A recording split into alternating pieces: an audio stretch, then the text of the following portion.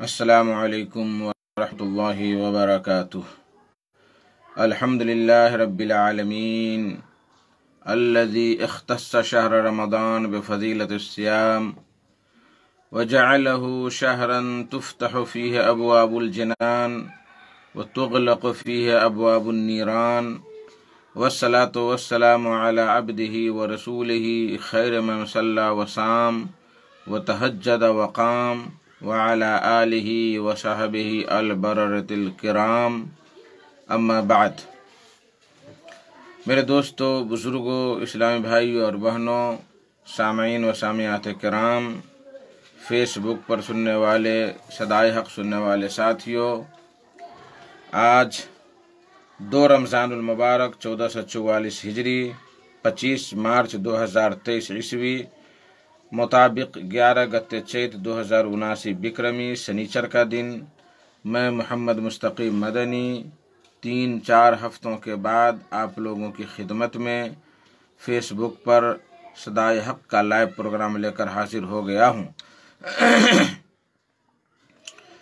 رمضان المبارک کا مہینہ ہمارے سروں سے گزر رہا ہے اور آج دوسرا رمضان میں ہم لوگ داخل ہو گئے ہیں۔ آدھا دن گزر گیا ہے، ظہر کی نماز ختم ہو گئی، اور اللہ تبارک و تعالیٰ کے فضل و کرم سے یہ امید اور یہ دعا کی جا رہی ہے کہ اللہ تبارک و تعالیٰ ہم سبھی مسلمانوں کو پورے رمضان کے روزے، نماز، تراویح وغیرہ پڑھنے کی توفیق عطا فرمائے، اور سارے بھائیوں کو صحت و تندرستی عطا فرمائے، تاکہ اس مہینے کی عبادات اور اس مہینے کے خیر و برکات سے محروم نہ ہو سکے۔ میرے بھائیوں، دوستو، بزرگوں، آج کے اس پروگرام میں انشاءاللہ تبارک و تعالی رمضان مہینے کی خصوصیات، رمضان مہینے کی کیا خصوصیات ہیں، رمضان مہینے کے کیا گن ہیں اور کیا خصائص ہیں، اس موضوع پر میں گفتگو کروں گا، اور ساتھ ہی آپ لوگوں سے گزارش ہے کہ جو بھائی فیس بک پر آئیں گے یا آ رہے ہیں وہ روزے کے متعلق سوالات کریں، انشاءاللہ تبارک و تعالی ان کے سوالات کے جوابات دیے جائیں گے۔ تو آئیے ذرا ہم سے جڑے ہیں گلاب شیخ قطر سے جڑے ہیں، امید کرتے ہیں کہ آپ سوال کریں، اور خاص کر روزے کے بارے میں اگر سوالات کریں گے تو زیادہ بہتر ہوگا۔ اور بھی ساتھیوں سے بولیں کہ پروگرام چالو ہو گیا ہے، اور افسوس یہ ہے کہ 3 ہفتوں کے بعد یا 4 ہفتوں کے بعد ہم نے پروگرام کیا ہے۔ ہر سنیچر کے دن ایک نہ ایک پروگرام ہوتا تھا رمضان شعبان میں، اس لیے پریشانی ہوتی تھی۔ تو میرے بھائیو دوستو، میں نے جیسے کہا کہ آج کا جو پروگرام ہوگا، دیکھیے گلاب شیخ لکھتے ہیں کہ السلام علیکم ورحمۃ اللہ وبرکاتہ۔ وعلیکم السلام ورحمۃ اللہ وبرکاتہ۔ اللہ آپ کو اپنے حفظ و امان میں رکھے، آمین۔ شیخ، حاملہ عورت روزہ رکھ سکتی ہے یا کیا حکم ہے؟ ہاں، حاملہ عورت اگر روزہ رکھنے سے اس کے حمل میں کوئی پریشانی لاحق نہ ہو، اس کو کمزوری محسوس نہ ہو، یا پیٹ میں جو بچہ پل رہا ہے اس پر ضرر کا، نقصان ہونے کا خوف نہ ہو، یا حاملہ کو اپنے نفس پر نقصان کا خوف نہ ہو، تو وہ روزہ رکھ سکتی ہے۔ لیکن ڈاکٹر کی تشخیص سے، یا جو گاؤں گھر میں تجربہ کار عورتیں یا مرد ہوتے ہیں، انہوں نے کہا کہ اگر آپ روزہ رکھیں گی تو آپ کے بچے پر بھی نقصان ہوگا یا آپ کے جسم پر نقصان ہوگا، تو وہ روزہ نہیں رکھے گی، بعد میں اس کی قضا کرے گی۔ اللہ عالم بالصواب۔ تو پہلی خصوصیت جو رمضان المبارک کی ہے وہ یہ ہے کہ اس مہینے میں قرآن مجید کا نزول ہوا، یعنی رمضان اور قرآن یہ دونوں کا خاص تعلق ہے۔ اسی مہینے میں اللہ تبارک و تعالیٰ نے قرآن نازل کرنے کی شروعات کی اسی مہینے میں، جیسا کہ اللہ تبارک و تعالیٰ فرماتا ہے شہر رمضان الذی انزل فیہ القرآن ھدی للناس وبینات من الھدی والفرقان۔ رمضان کا ایسا مہینہ ہے جس میں قرآن نازل کیا گیا جو لوگوں کے لیے ہدایت کا باعث ہے، اور اس میں ہدایت اور فرقان، حق و باطل کے درمیان فرق کرنے والی نشانیاں ہیں۔ تو اس یہ قرآن نازل جو ہوا، اس قرآن کے نازل ہونے کی جو ابتدا ہوئی، شروعات ہوئی، وہ رمضان کے مہینے میں ہے، اور وہ بھی راجح قول کے مطابق لیلۃ القدر یعنی شب قدر میں ہے، اور جو ہے وہ یعنی 21ویں تاریخ کو، 21ویں رمضان کو، جب آپ صلی اللہ علیہ وسلم اس وقت غار حرا میں تھے، تو اس وقت جو پہلی وحی نازل ہوئی تھی، اقرأ بسم ربک الذی خلق، وہ رمضان کا مہینہ تھا، اور رمضان کی 21ویں تاریخ تھی، اور وہ لیلۃ القدر تھا۔ تو سب سے پہلی خصوصیت یہ ہوئی کہ رمضان مبارک، یہ رمضان مہینہ ایسا مہینہ ہے جس میں قرآن کے نازل ہونے کی شروعات ہوئی، اور جانتے ہیں اور حدیثوں میں آیا ہے کہ جبریل علیہ السلام ہر رمضان میں آتے تھے نبی کریم صلی اللہ علیہ وسلم کے پاس، اور قرآن کا مدارست کرتے تھے، قرآن کا جو ہے مباحثہ کرتے تھے، یہ آیت پڑھیے، یہ سورہ پڑھیے، یہ سورہ پڑھیے، یہ سورہ کیسے ہے، تو اس کا جو ہے مدارست آپس میں کرتے تھے، بحث و مباحثہ کیا کرتے تھے نبی کریم صلی اللہ علیہ وسلم اور جبریل علیہ السلام ہر رمضان میں۔ دوسری، تیسری اور چوتھی خصوصیت، دوسری خصوصیت یہ ہے کہ اس مہینے میں جنت کے دروازے کھول دیے جاتے ہیں، اور تیسری خصوصیت یہ ہے کہ جہنم کے دروازے بند کر دیے جاتے ہیں۔ چوتھی خصوصیت یہ ہے کہ شیاطین کو قید کر دیا جاتا ہے، اور بعض روایتوں میں آیا ہے کہ بڑے بڑے جو شیاطین ہوتے ہیں، جو خطرناک قسم کے ہوتے ہیں، ان کو جو ہے زنجیر میں جکڑ دیا جاتا ہے۔ ان تینوں خصوصیت کی دلیل کیا ہے؟ ابو ہریرہ رضی اللہ تعالی عنہ سے روایت ہے کہ رسول اللہ صلی اللہ علیہ وسلم نے فرمایا، اذا دخل رمضان فتحت ابواب الجنہ، جب رمضان داخل ہوتا ہے تو جنت کے دروازے کھول دیے جاتے ہیں، وغلقت ابواب جہنم، اور جہنم کے دروازے بند کر دیے جاتے ہیں، وسلسلت الشیاطین، اور شیاطین کو قید کر دیا جاتا ہے۔ ہاں، اور بعض روایت میں آیا ہے، اذا کان اول لیلۃ من شہر رمضان صفدت الشیاطین ومردت الجن، کہ جب رمضان مہینے کی پہلی تاریخ ہوتی ہے، پہلی رات ہوتی ہے، تو اس میں شیاطین اور بڑے بڑے سرکش قسم کے جن کو قید کر دیا جاتا ہے، باندھ دیا جاتا ہے۔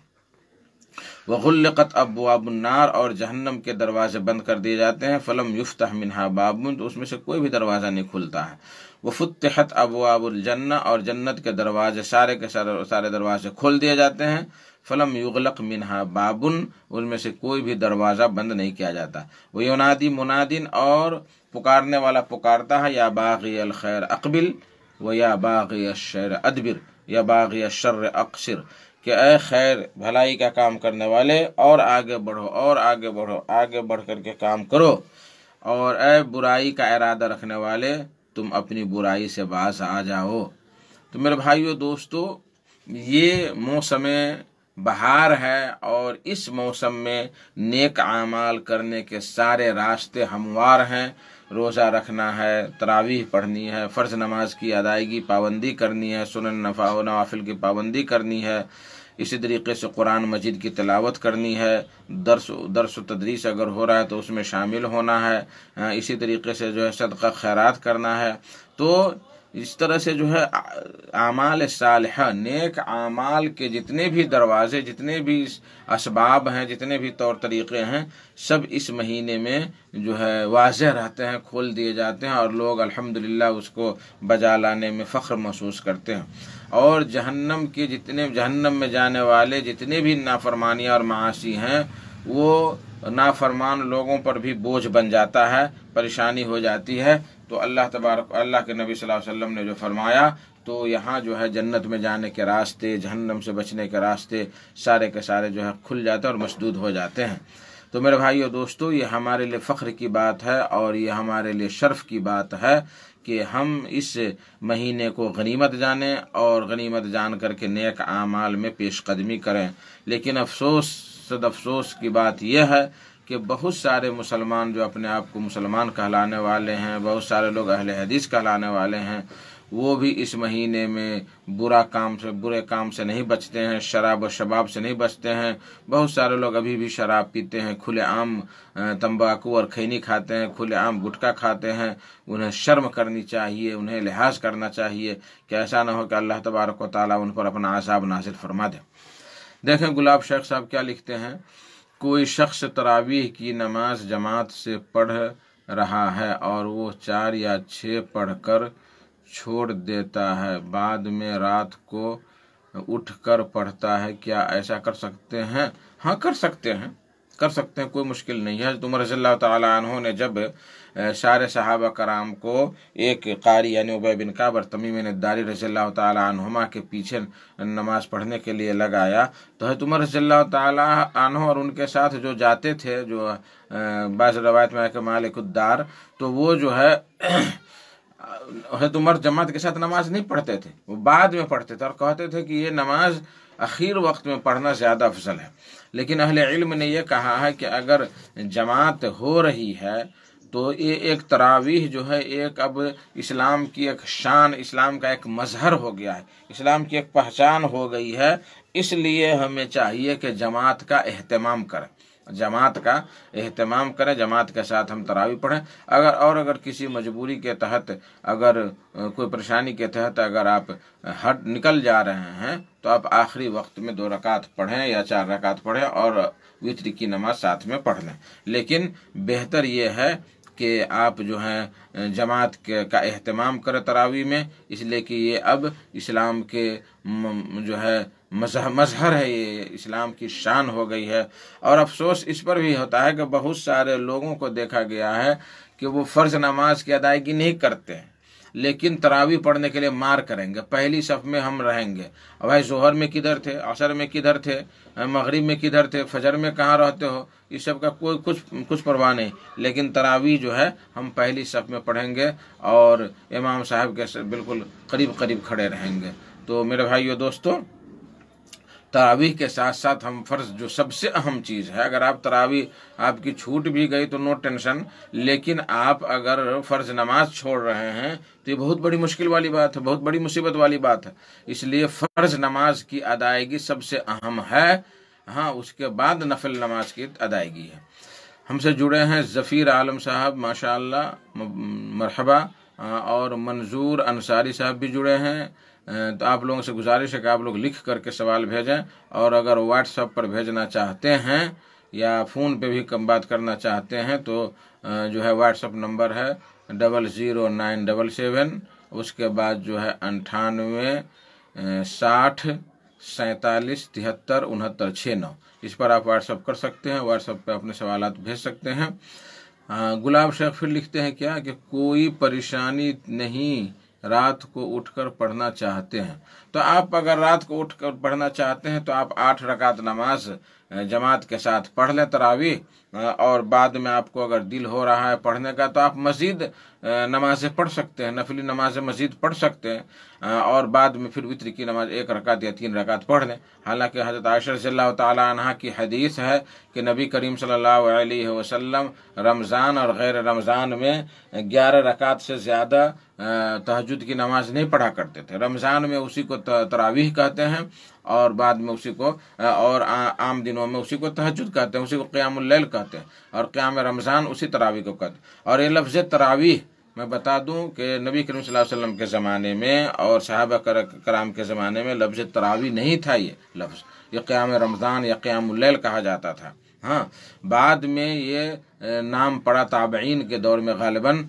और तरावी ये तरवीह की जमा है। तरवीह मतलब ये हुआ कि इमाम जो है लंबी क़िरात करते थे, लंबा क़याम करते थे, तो लोग थक जाते थे, तो 2 रकात के बाद थोड़ी देर 5 मिनट 7 मिनट बैठते थे, आराम करते थे, टहलते थे, घूमते थे, ताकि जो है बदन में फिर चुस्ती आ जाए। तो उसी को तरवीह यानी आराम करने का वक्त, आराम करने की चीज़, आराम करने का लम्हा, आराम करने का वक्फ़ा, ये तरवीह का माना, उसी की जमा तरावीह आती है, उसी की जमा तरावीह आती है। और ताबई के दौर से ये लफ्ज़ जो है आम हो गया। और यहाँ बहुत सारे भाइयों को मुगालता, और ख़ास करके देवबंदी बरेलवियों को, हालांकि अभी देवबंदी के बहुत सारे मुहक्किकीन उलमाए किराम कहते हैं कि जो तरावी है वही तहज्जुद है, वही क़ियाम रमज़ान है, वही क़ियाम लैल है, वही वो सब कुछ है, एक ही नाम है। लेकिन हट धर्मी से बहुत सारे लोग, ताकि वो 20 रकात वाली बात हम पर चस्पा ही रहे, हम पर जो है लेबल लगा ही रहे, تب وہ لوگ کہتے ہیں کہ تہجد الگ چیز ہے، تراویح الگ چیز ہے۔ نبی صلی اللہ علیہ وسلم تراویح 20 رکعت پڑھا کرتے تھے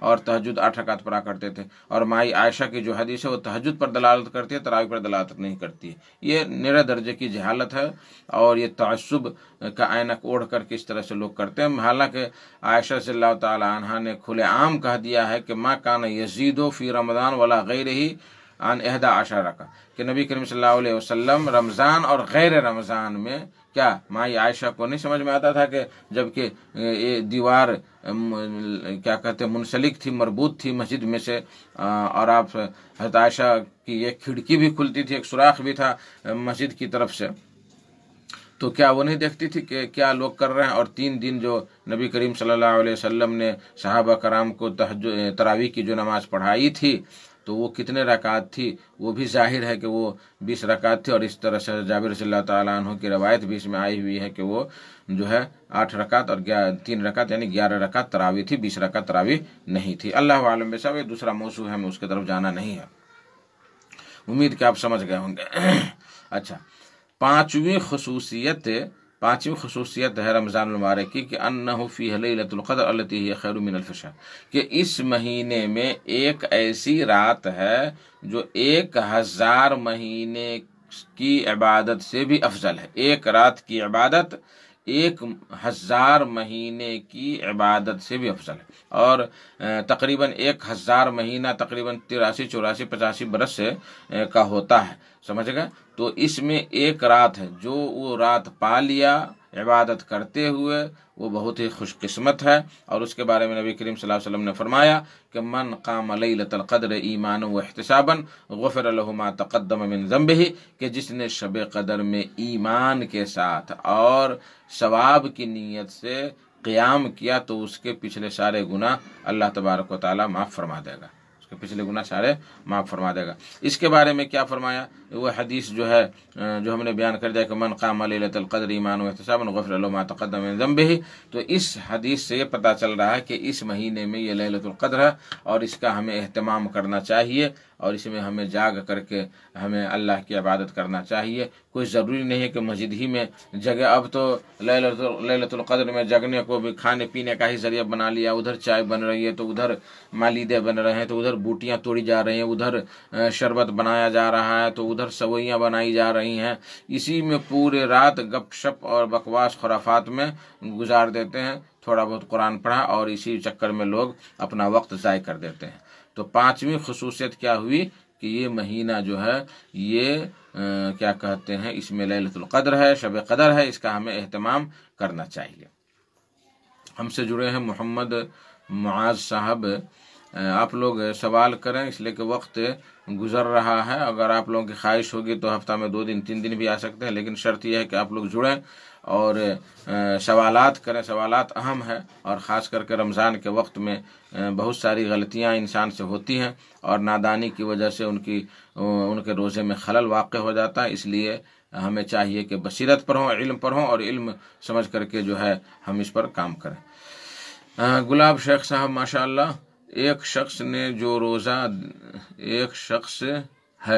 جو روزہ رہتے ہیں، وہ نماز نہیں پڑھتے اور سارا دن موبائل میں غلط سلط چیز سب دیکھتے رہتے ہیں، کیا ہے اخوت گالی گلوج کرتے ہیں اور خوب گالی گلوج کرتے ہیں اور غیر عورتوں سے بات کرتے رہتے ہیں، ایسے انسان کے روزہ کا کیا حکم ہے؟ تو واضح ہے، اس کا روزہ واضح ہے، آپ ہی حکم لگا لیں۔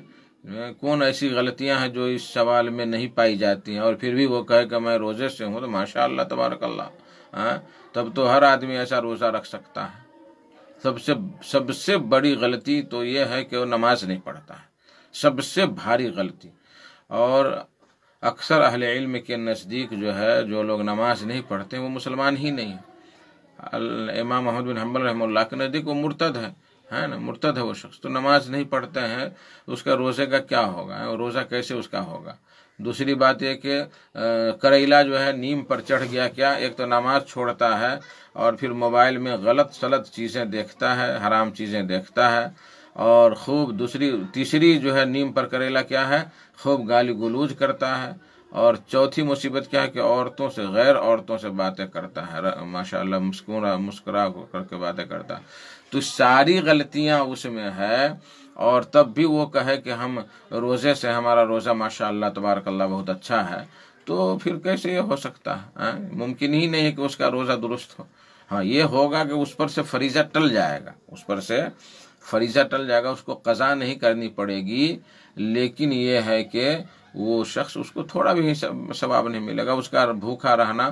اللہ کے نبی صلی اللہ علیہ وسلم نے فرمایا کہ من لم یدع قول الزور والعمل بھی فلیس للہ حاجۃ ان یدع طعامہ وشرابہ، کہ جو شخص من لم یدع قول الزور، جو سب جھوٹ بولنا اور اس پر، جو لوگ جھوٹ بولنا اور اس پر عمل کرنے سے باز نہیں آتا ہے، جو لوگ جھوٹ بولنے اور اس پر عمل کرنے سے باز نہیں آتے ہیں، تو اللہ کو کوئی حاجت نہیں ہے کہ وہ بھوکے مرے یا پیاس سے مرے، اس سے کوئی فرق نہیں پڑتا۔ فلیس للہ حاجۃ ان یدع طعامہ وشرابہ، وہ بھوک سے مرے یا کھانا چھوڑ دے، اس سے اللہ کو کوئی پرواہ نہیں، کوئی حاجت نہیں ہے، سمجھ گئے؟ تو اور قول الزور میں یہ ساری مصیبت جو آپ نے بیان کی ہے، وہ ساری مصیبت اس میں داخل ہوگی۔ قول الزور جھوٹی بات، غلط سلطیں، غلط چیزیں، ہر عیب اس میں بیان کیا گیا ہے، پھر بھی وہ کہے کہ ہم ماشاءاللہ مونچھ پر تاؤ دے کہ ہم روزے سے ہیں، تو اپنے روزے کی خیر منانا چاہیے۔ بھائی 11 مہینہ تم نے سارا کام کیا، اب اس جسم پر پورے بوجھ، اور قلب تمہارا جو کالا ہو گیا ہے، اس کو تو 1 مہینہ میں صاف ستھرا کر لو، دھل لو۔ کیوں اپنے آپ کو جس طرح سے 11 مہینے میں فتنہ فساد میں تھے اور کالی گھٹا اور گھٹا ٹوپ اندھیرے میں تھے، اس 1 مہینہ میں بھی تو وہ اندھیرا ختم کر لو، اللہ تبارک و تعالیٰ اس کی بدولت بھی معاف فرما دے گا۔ اب اس مہینے کو بھی تم غنیمت نہیں جانو گے، اور جیسے پہلے تھے ویسے اس مہینے میں بھی رہو گے، تو پھر اپنے ایمان کی خیر مناؤ، اور نام رکھ لینے سے کہ ہمارا نام مسلمانی نام ہے، اور مسجد میں آ کر کے جو ہے جمعہ کی نماز پڑھ لیتے ہیں، فرض نماز، عید کی نماز پڑھ لیتے ہیں، یا کہیں کوئی رشتہ دار مرا تو نہا دھل کر کے دھوتی کرتا پہن کر کے ٹوپی لگا کر کے جنازہ پڑھ لیے، اور یہ کہتے ہیں کہ ہم بہت بڑے مسلمان ہو گئے، تو اس سے مسلمانی نہیں ملتی ہے۔ اگر یہی ہوتا تب تو سارے لوگ ماشاءاللہ تبارک و تعالیٰ جنتی ہوتے، لیکن ایسی بات نہیں ہے میرے بھائیو دوستو۔ اس لیے اپنی عبادت کی خیر منائیے، اپنی عبادت کی حفاظت کیجیے، روزہ ہے روزہ کی حفاظت فرمائیے۔ اگر آپ کسی مصیبت کی وجہ سے روزہ نہیں رکھ رہے ہیں تو آپ روڈ پر بیٹھ کر کے چائے نہیں پیجیے، گھر کے اندر کھائیے۔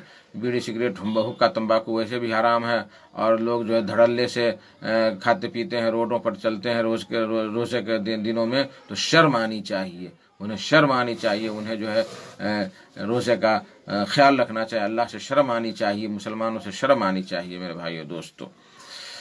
ہم سے جڑے ہیں محمد صادق اصلاحی صاحب، اور اسی طریقے سے جو ہے اب عبدالکلام صاحب جڑے ہیں، تو آپ لوگ سوال لکھیں۔ 4 سوالات گلاب شیخ کے آ گئے، اللہ تعالیٰ ان کے روزی روٹی میں برکت عطا فرمائے، اور یہ قطر میں ابھی رہ رہے ہیں اور کرت پور کے رہنے والے ہیں۔ ان کی دکان 900 کیا کہتے ہیں دھونکھا دھام پر ہے، جو مسجدوں میں اور بھی جو چیزوں میں، گھروں میں جو ہے کھڑکیاں لگاتے ہیں المونیم وغیرہ کے، اور مخلص انسان ہیں، اللہ تعالیٰ ایسا ہی رہے، یہی امید کی جاتی ہے کہ ایسا ہی یہ شخص رہے۔ بہرحال 6ٹھی خصوصیت جو رمضان مہینے کی ہے وہ یہ ہے کہ اللہ تبارک و تعالیٰ نے اس مہینے کے اندر پورے 1 مہینے کا روزہ فرض قرار دیا، 1 مہینے کا روزہ فرض قرار دیا، اور عبادتوں میں سمجھیے کہ سب سے افضل عبادت جو اللہ تعالیٰ سے قریب کر دے، یہ روزہ ہے۔ جیسے کہ اللہ کے نبی صلی اللہ علیہ وسلم نے فرمایا کل عمل ابن آدم یضاعف الحسنۃ بعشرۃ امثالها الی 700 ضعف، کہ ابن آدم کا ہر عمل بڑا کر دیا جاتا ہے، ڈبل کر دیا جاتا ہے۔ ایک نیکی 10 نیکی تک ہو جاتی ہے، بلکہ 700 گنا تک ہو جاتی ہے، بڑھ کر کے 700 گنا تک بڑھ جاتی ہے۔ دیکھیے ایک نماز جو ہے نیت کے حساب سے جو ہے 10 نماز کے برابر یا 700 نماز کے برابر، یہ معلوم ہے۔ 1 روپیہ دان دیتے ہیں تو 1 روپیہ جو ہے ہو سکتا ہے 10 روپیہ ہو جائے ہماری نیت کے مطابق، اس سے بھی زیادہ بڑھ جائے تو 700 روپیہ ہو جائے۔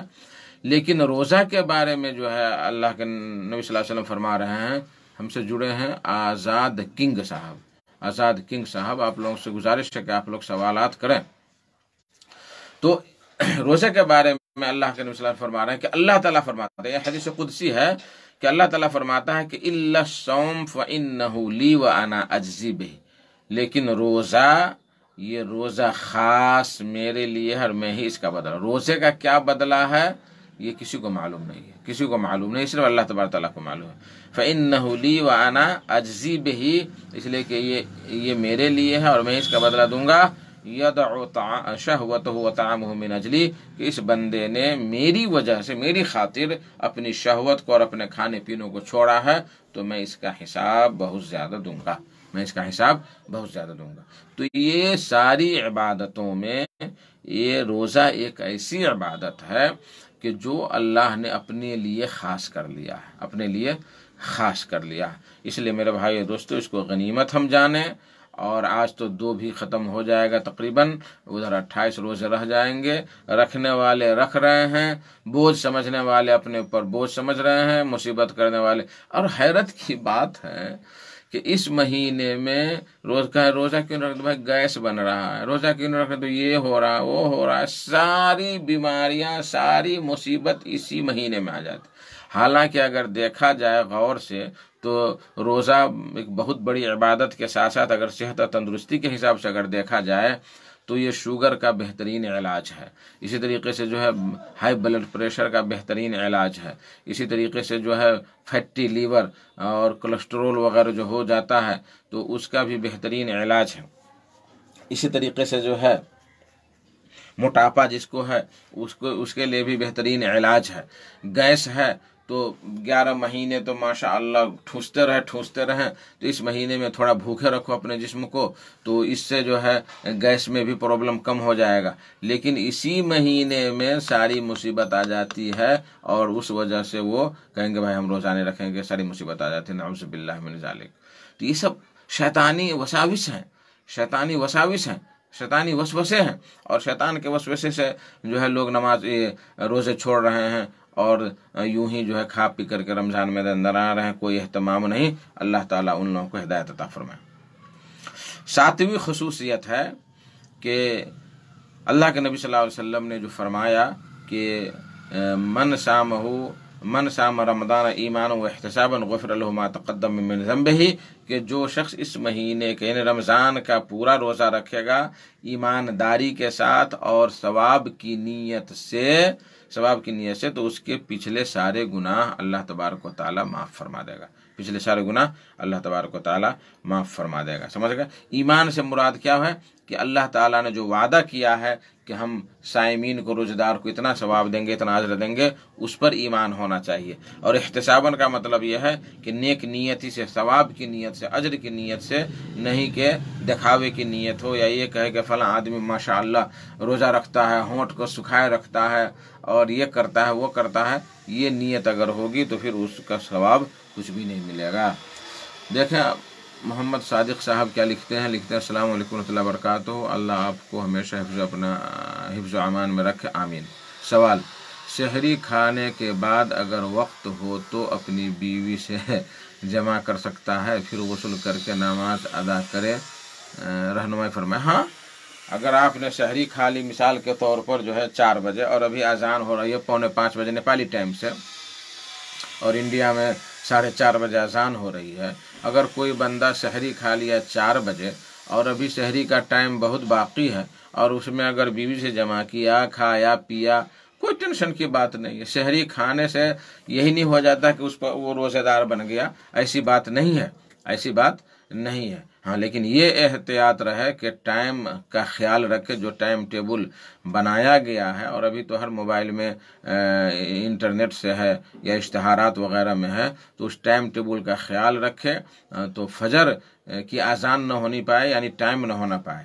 سحری کھانے کے بعد اگر آپ کے پاس ٹائم ہے تو مزید کچھ کھا سکتے ہیں، جب مزید کچھ کھا سکتے ہیں تو بیوی سے جمع بھی کر سکتے ہیں، کوئی مشکل کی بات نہیں۔ اگر بیوی نے بھی سحری کھا لیا تو نو ٹینشن، تو لیکن شرط یہ ہے کہ وقت کا خیال رکھے، وقت سے پہلے ہونا چاہیے، اور پھر غسل کر کے فجر کی نماز جماعت کے ساتھ ادا کرے، اس میں کوئی حرج کی بات نہیں ہے۔ اللہ عالم بالصواب۔ गुलाब शेख फिर लिखते हैं माशाल्लाह, 5वां सवाल है, यहाँ क्या है, यहाँ मुल्क अरब में बड़े बड़े शेख सब खीमा लगा लगा कर दूसरे को इफ्तार करवाते हैं, जिनको अपना खाने की ताकत है फिर भी वो वहाँ जाकर खाते हैं, क्या यह ठीक है? खा सकता है? बिल्कुल खा सकता है, ये सदका ज़कात नहीं है, इसलिए कि सदका और ज़कात से इफ्तार कराना दुरुस्त नहीं है। हाँ, सदका खैरात के अलग मसारीफ हैं, और वो जो हैं वो इफ्तार करवाते हैं, तो इफ्तार में कोई भी खा सकता है, कोई मुश्किल की बात नहीं। इसलिए कि नबी करीम सल्लल्लाहु अलैहि वसल्लम ने फरमाया कि मन फत्तर साइमन फलो अज्र मा फलो अज्र मिस्लिही, कि जिसने रोजेदार को इफ्तार कराया तो उसको उतना ही सवाब मिलेगा जितना रोजेदार को सवाब मिलेगा। वला युनक़स मिन अज्रि शै, रोजेदार के सवाब से कुछ भी कमी नहीं की जाएगी। बहुत सारे लोग कहते हैं कि उसका हम पानी नहीं पियेंगे, रोजा नहीं खोलेंगे, उसके खाना नहीं खाएंगे, इसलिए कि हमारा अज्र काट के दे देगा अल्लाह ताला। ऐसी बात नहीं, सराहत के साथ नबी सल्लल्लाहु अलैहि वसल्लम फरमाई है कि वला युनक़स मिन अज्रिही शै, उसके अज्र में से, उसके सवाब में से कोई कमी नहीं की जाएगी, कोई कमी नहीं की जाएगी। तो इसमें जो है जो खीमा लगाते हैं वो सदका ज़कात का माल नहीं रहता है मेरे इल्म के मुताबिक, और वो जो है आम हदियात होते हैं, आम मालों से निकालते हैं, जो उम्माल लोगों के लिए, गरीबों के लिए, या राही बटोही के लिए। और सबसे बड़ी बात यह है कि उसमें दावत व तबलीग होती है, उसमें जो है क़ाल अल्लाह क़ाल रसूल सुनने को मिलता है, हदीसें सुनने को मिलती हैं, रमज़ान के मसाइल हैं।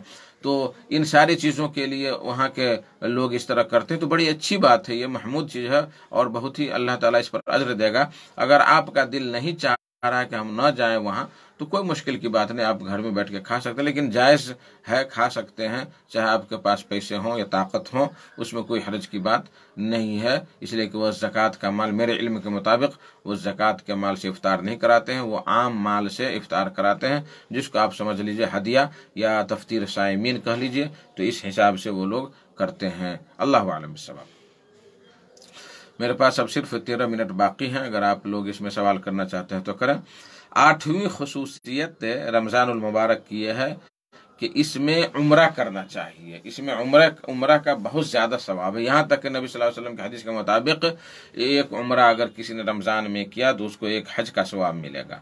जैसे कि नबी करीम सल्लल्लाहु अलैहि वसल्लम ने फरमाया कि उम्रतुन फी रमज़ान तअदिलु हज्जतन औ क़ाल हज्जतन माई, कहा कि रमज़ान में उम्रा करना एक हज के बराबर है, रमज़ान में उम्रा करना एक हज के बराबर है, या मेरे साथ हज करने के बराबर है। मेरे साथ यानी नबी करीम सल्लल्लाहु अलैहि वसल्लम फरमा रहे हैं कि मेरे साथ जो हज करने का सवाब और अज्र है, उस तरीके से अगर कोई बंदा रमज़ान में उम्रा कर रहा है तो गोया कि उसने मेरे साथ हज किया। कितनी बड़ी फजीलत और कितने बड़े शर्फ की बात है।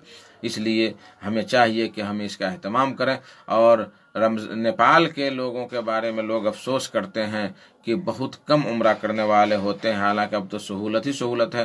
कोरोना से पहले हम लोग गए हुए थे तो बहुत सस्ता था, यानी 80-90-1 लाख में आदमी 15 दिन वहाँ रहना, आना जाने का टिकट, और मक्का मदीना में घूमने की सहूलत, खाना पीना सारा कुछ उसी में था, 1 लाख रुपया नेपाली में। हाँ, लेकिन अब शायद 1,65,000 या कितना हो गया है, इतना हो गया है। तो ये भी कोई भारी नहीं है, अल्लाह ने जिसको ताकत दी है, और 15 दिन आप वहाँ रह सकते हैं, 7 दिन मक्का में, 7 दिन मदीना में, इसको गनीमत जाने। पैसे तो आते जाते हैं, पैसे आते जाते हैं, कमाते हैं, खाते हैं, पीते हैं, सब उड़ाते हैं, कोई टेंशन नहीं। लेकिन आप अगर थोड़ा बहुत पैसा बचा करके अगर रमज़ान में उम्रा कर लेते हैं, अगर हज में जाने की ताकत नहीं, हज में अभी ज़्यादा लग रहा है, तो उम्रा कर ले तो अल्लाह तबारक व तआला इसका सवाब देगा हज का। लेकिन इससे है कि हज आपसे साक़ित नहीं होगा। जैसे कि कोई जो है एक बार कुल हुवल्लाह अगर पढ़ ले तो उसे कुरान 3 बार अगर कुल हुवल्लाह पढ़ ले तो पूरे कुरान पढ़ने का उसको सवाब मिल जाएगा, इसलिए कि 1/3 है वो कुरान का। तो इसका ये मतलब नहीं कि हम हमेशा जो है 3 बार कुल हुवल्लाह पढ़ते रहे और सारे कुरान को छोड़ दें, तो नहीं, वो तो सवाब अजर के हिसाब से है, लेकिन पूरी नेमत और पूरी चीज़ें बाकी ही है, समझ गए। तो उम्रा हमें एहतमाम करना चाहिए, और हिंदुस्तान से जगह जगह से लोग उम्रा करते हैं, और नेपाल में भी कई जो है कंपनियां भेज रही हैं। मेरा एक साथी भी खोला है गौशाला बाज़ार पे, तो उससे भी आप कांटेक्ट कर सकते हैं और उसके ज़रिए से भी जा सकते हैं, बेहतरीन ऑफ़र है। हमसे जुड़े हैं इसराफील अंसारी साहब। اب دیکھیے میرے پاس صرف 11 منٹ باقی ہیں، آپ اس میں اگر سوال کرنا چاہتے ہیں تو کریں۔ اچھا، تو عمرہ جو ہے ہمیں رمضان میں عمرہ کرنا چاہیے۔ اچھا، آگے آ رہی ہے بات کہ جو ابھی گلاب شیخ نے جو سوال کیا کہ خیمہ میں کھا سکتے ہیں، اس کے بارے میں کیا ہے کہ ان من فطر فی صائما کان لہ مثل اجرہ، کہ جس شخص نے کسی روزے دار کو افطار کرایا، روزے دار اس میں یہ شرط نہیں ہے کہ وہ مجبور تھا یا پیسہ والا نہیں تھا، نہیں، کوئی نہیں، روزے دار تھا، کسی روزے ہم اپنے ساتھیوں کو گھر بلا کر کے افطار کروائیں، ہم اپنے ساتھیوں کو جو ہے گھر بلا کر کے افطار کرائیں، چائے پلائیں، ایک کھجور ہی دے دیں، اس پر یہ صادق ہو جائے گا۔ کہا کہ من فطر فی صائما کان لہ اجر مثلہ، کہ جس نے کسی روزے دار کو افطار کرایا تو اس کو اسی کے اجر کے مثل ثواب ملے گا۔ جتنے روزے دار کو اللہ تبارک و تعالیٰ اپنے خزانہ قدرت سے دے گا، اپنے خزانہ رحمت سے دے گا، اتنا افطار کرانے والوں کو بھی دے گا۔ اس کی دلیل کیا ہے؟ زید بن خالد رضی اللہ تعالیٰ عنہ کہتے ہیں کہ نبی کریم صلی اللہ علیہ وسلم نے ارشاد فرمایا کہ من فطر صائما کان لہ مثل اجرہ غیر انہ لا ينقص من اجر الصائم شیئا۔ یہ تو واضح کر دیا ہے، یہ ترمذی شریف کی روایت ہے اور بالکل حدیث صحیح ہے کہ جس نے کسی روزے دار کو افطار کرایا تو اس کو روزے دار کے ثواب کے برابر ثواب ملے گا، اور اس روزے دار کے اجر میں سے کچھ بھی کم نہیں کیا جائے گا، اس میں سے کچھ بھی کم نہیں کیا جائے گا۔ اور آپ جانتے ہیں میرے بھائیو دوستو کہ کھانا کھلانے کی کتنی بڑی فضیلت ہے، اور خاص کر کے بھوکوں کو، مجبوروں کو۔ پوچھا گیا نبی صلی اللہ علیہ وسلم سے، کسی نے پوچھا، بخاری شریف کی روایت ہے کہ ای الاسلام خیر، سب سے بہترین اسلام کون سا ہے؟ تو آپ صلی اللہ علیہ وسلم نے فرمایا کہ تطعم الطعام، کھانا کھلاؤ، وتقرأ السلام علی من عرفت ومن لم تعرف، کہ اور سلام کرو اس شخص کو جس کو تم پہچانتے ہو جس کو نہیں پہچانتے۔ آج تو ماشاء اللہ بالکل غور سے دیکھ کر کے کہ یہ ہم اس کو پہچان رہے ہیں تو السلام علیکم، نہیں پہچانے تو خلی ولی، پہچانے تو السلام علیکم، نہیں پہچانے تو خلی ولی کون ہے نہیں ہے اسے کیا لینا دینا ہے۔ ہاں، اللہ کے نبی صلی اللہ علیہ وسلم فرمایا کہ سب سے بہترین اسلام یہ ہے کہ کھانا کھلایا جائے، اور جان پہچان ہو غیر جان پہچان ہو سب مسلمان کو سلام کیا جائے۔ تو میرے بھائیو دوستو، ہمیں چاہیے کہ دوسروں کو روزہ افطار کرنے کا ہم اہتمام کریں، اپنے اڑوسی پڑوسی کو، اور خاص کر ان پڑوسیوں کو جو غریب طبقہ سے تعلق رکھتے ہیں، جو اچھا کھانا بہت کم کھاتے ہیں، تو ان کو ہمیں چاہیے کہ ہم افطار میں دعوت دیں، ان کو اپنے گھر بلا کر کے کھانا کھلائیں، افطار کرائیں۔ تو یہ بہت بڑی فضیلت کی بات ہے، بہت اہتمام کی بات ہے۔ اور ابھی دیکھا گیا ہندوستان وغیرہ میں کہ بہت سارے لوگ روڈوں پر افطار کے پیکٹ بانٹتے ہیں، اور اشاروں پر اور بھی جگہوں پر، اور ریلوے اسٹیشن پر۔ یہ تو بہت خیر کی بات ہے، اور یہ بہت خیر کی بات ہے بھائی، اور یہی اسلام ہمیں سکھاتا ہے کہ راہگیروں کو، مسافروں کی عزت کیا جائے، مسافروں کی خدمت کیا جائے، مجبوروں کی خدمت کیا جائے، پڑوسیوں کی خدمت کیا جائے۔ اب آئیے دیکھتے پھر گلاب شیخ چھٹا سوال کیا کرتے ہیں، تراویح کی نماز میں قرآن ترتیب سے پڑھنا چاہیے یا قرآن کہیں کہیں سے پڑھ سکتے ہیں؟ ترتیب سے پڑھیں تو اچھی بات ہے، لیکن اگر بلا ترتیب بھی ہے تو کوئی مشکل کی بات نہیں ہے، اس میں بھی کوئی مشکل کی بات نہیں۔ اس کی مثال یہ ہے کہ پہلی رکعت میں ہم جو ہے سبح اسم ربک الاعلی پڑھ لیے، اور دوسری رکعت میں جو ہے عما یتساءلون پڑھ لیے، تو کوئی مشکل کی بات نہیں۔ لیکن بہتر یہ ہے کہ جو ترتیب قرآن میں ہے وارد، جس طرح سے ترتیب، جیسے سورہ بقرہ پہلے ہے، سورہ آل عمران بعد میں ہے، اس کے بعد جو ہے نساء ہے، اس کے بعد مائدہ ہے، تو اسی ترتیب سے ہم پڑھیں تو یہ زیادہ افضل ہے، زیادہ بہتر ہے۔ لیکن اگر نہ پڑھ سکے اس طرح سے ترتیب سے تو کوئی مشکل کی بات نہیں، لیکن کوشش رہنی چاہیے کہ ہمیں ترتیب سے ہم قرآن کی تلاوت کریں، ترتیب سے ہم پڑھیں۔ تو یہ تھی رمضان کی خصوصیات، رمضان کی جو ہے خصوصیات جو ہم نے آپ کے سامنے بیان کیا۔ اور رمضان میں تو بھلائی ہی بھلائی ہے، بھلائی بھلائی، ہر غریب انسان بھی اس میں اچھا سے اچھا کھانا، اچھی سے اچھی افطاری، اچھی سے اچھی سحری لوگ کرتے ہیں، اور بہترین انداز سے جو ہے اس کو بجا لاتے ہیں۔ تو یہ اللہ تبارک و تعالیٰ کی طرف سے یہ مسلمانوں پر ایک فضل و کرم ہے، خیر و برکت والا مہینہ ہے۔ اس لیے میرے بھائیو، اس مہینے کو ہم غنیمت جانیں، اور اس کو ہم بہترین انداز سے اس کی خدمت کریں، اس کو ہم اس میں نیک اعمال کریں، اس میں اچھائی کے ساتھ ہم رہیں۔ یہی ہمارے لیے جو ہے خیر ہے، یہی हमारे लिए भलाई है। इसके अलावा जो है जितने हम लाम काफ झाड़ लें, इधर उधर कर लें, उससे हमें कोई फ़ायदा नहीं होगा। लास्ट में जुड़े हैं अलाउद्दीन सल्फी साहब, जो लोग लास्ट में जुड़े हैं उनसे गुजारिश है कि शुरू से वो देखें, और बहुत अच्छी मालूमात है इसमें, बहुत अच्छी चीज़ें हैं। इंशाअल्लाह तबारक व तआला हो सकता है 2 दिनों के बाद मैं किन किन चीज़ों से रोज़ा टूटता है, किन किन चीज़ों से रोज़ा नहीं टूटता है, इसके बारे में मैं गुफ्तगू करूँगा इंशाअल्लाह। आप लोग जो है जुड़ें, और अगर आप लोगों की ख्वाहिश होगी तो हम हफ्ता में 2 दिन 3 दिन भी रमज़ान भर कर सकते हैं, इसलिए कि मदरसा भी बंद है। हाँ, तो कर सकते हैं। और मेरा अगर किसी को डायरेक्ट सवाल करना हो तो मेरा व्हाट्सअप नंबर ले लें और आप सवाल करें, इंशाअल्लाह तबारक तआला जवाब दिया जाएगा। या फेसबुक पर भी सवाल कर सकते हैं। मेरा व्हाट्सअप नंबर है 00977, ये नेपाल का कोड हो गया। अब उधर उसके बाद जो है 98 60 47 73 69 69, आप इस पर आप व्हाट्सअप कर सकते हैं और अपने सवालात कर सकते हैं। इस पर ईमो भी है, और एक ईमो और भी है कि 98 16 82 11 58, ये हमारा मोबाइल नंबर है। इस पर आप डायरेक्ट फ़ोन करके बात कर सकते हैं। 98 16 82 11 58, इस पर आप फ़ोन करके हमसे सवालात कर सकते हैं। हाँ, अभी एक बहन ने सवाल किया था कि अगर कोई शख्स तहज्जुद की नमाज़ पढ़ लिया और बाद में फिर वो जागा और उसको दिल में है कि हम और मज़ीद नमाज़ पढ़ें तो क्या करे वो।